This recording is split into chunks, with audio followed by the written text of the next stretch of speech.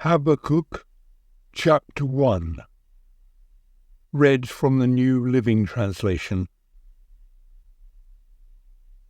PaulTrip.com writes, adapted, Habakkuk pens the two questions we all ask at some point in our relationship with God.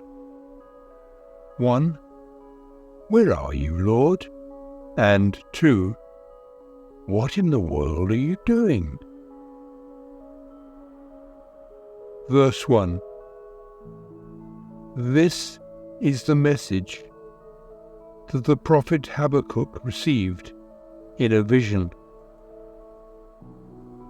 2. How long, O Lord, must I call for help? But you do not listen. Violence is everywhere, I cry, but you do not come to save. 3. Must I forever see these evil deeds? Why must I watch all this misery? Wherever I look, I see destruction and violence. I am surrounded by people who love to argue and fight. 4. The law has become paralyzed, and there is no justice in the courts. The wicked far outnumber the righteous, so that justice has become perverted. 5. The Lord's reply. The Lord replied, Look around at the nations, look and be amazed. See Acts 13:41. For I am doing something in your own day, something you wouldn't believe even if someone told you about it. Those words from Habakkuk chapter 1 verse 5 are quoted in Acts 13:41. Look, you scoffers, wonder and perish, for I am going to do something in your days that you would never believe, even if someone told you. Habakkuk 1 verse 6. I am raising up the Babylonians, inverted commas, Chaldeans, a cruel and violent people. They will march across the world and conquer other lands. Verse 7. They are notorious for their cruelty and do whatever they like. 8. Their horses are swifter than cheetahs and fiercer than wolves at dusk. The charioteers charge from far away. Like eagles, they swoop down to devour their prey. 9. On they come, all bent on violence. Their hordes advance like a desert wind, sweeping captives ahead of them like sand. 10. They scoff at kings and princes and scorn all their fortresses. They simply pile ramps of earth against their walls and capture them. 11. They sweep past like the wind and are gone, but they are deeply guilty, for their own strength is their God. 12. Habakkuk's second complaint. O Lord my God, my Holy One, you who are eternal, surely you do not plan to wipe us out.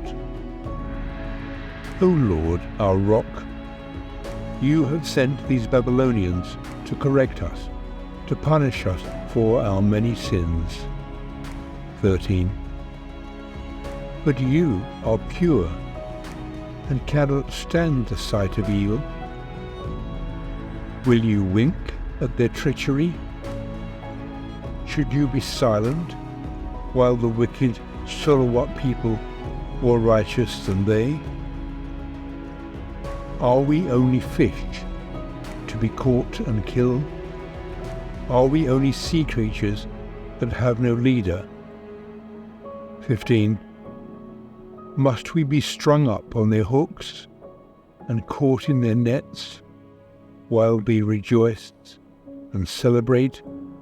16. Then they will worship their nets and burn incense in front of them. These nets are our gods who have made us rich, they will claim. 17. Will you let them get away with this forever? Will they succeed forever in their heartless conquests? Summary of the complete book of Habakkuk. 1.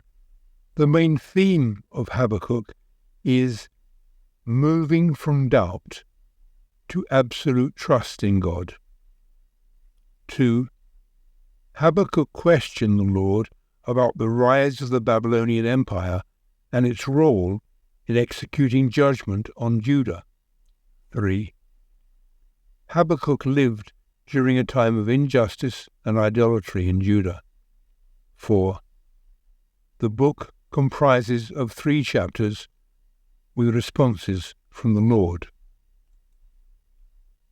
Habakkuk is the 8th book of the 12 minor biblical prophets, composed in the late 7th century BC, probably after the fall of Nineveh, 612 BC, and before the Babylonian capture of Jerusalem, 586 BC, and written in Hebrew.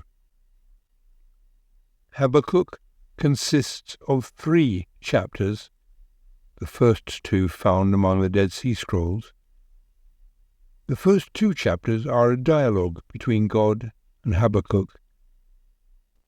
The just shall live by his faith, chapter 2, verse 4, is central to Christian thought, especially since Martin Luther's break from Rome, and is cited in the New Testament in Romans, Galatians, and Hebrews.